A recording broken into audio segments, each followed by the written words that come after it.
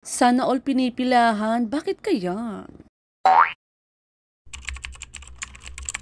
Maaga nga uwian ni Papa at pumunta kami ng SM San Lazaro para bumili ng sleepers ko dahil nakuha nga yung sleepers ko. Ng taong hindi ko kilala, favorite sleepers ko pa naman yun dahil masarap nga iyon sa paa kaso wala na nga stock yun, hindi na nga ako makahanap ulit nun. Kaya bumili na lang ako ng iba. Dahil may coupon nga si Papa ay pumunta nga kami ng Starbucks para gamitin yun. Sayang naman di po. Pagkatapos nga namin bumili ng Starbucks ay agad-agad na nga namin sinerch yung pinipilahang fried chicken sa Santa Cruz. Nandito na nga kami sa Judge Fried Chicken o diba nakitang-kita nyo naman kung gaano kadami ang tao. Pila na nga si Papa, medyo malayo pa nga siya, kaya hindi nyo siya makikita. Nakailang batch na nga yung pagluluto na yan bago nga kami nabigyan. Kung makikita nyo ay nagluluto nga lang si Kuya doon sa kanilang sidecar dahil dyan nga sila nagtitinda dati. Pero nakahanap na nga sila ng magandang pwesto para pinupuntahan na nga lang sila ng mga suki nila. Kung gusto niyo rin pumunta dito, ito lang yung sinearch namin sa mapa. Ipapakita ko nga sa inyo gamit ang aking kamay kung gaano nga kalaki yung manok nila dito. Picture nga pala yung part ng manok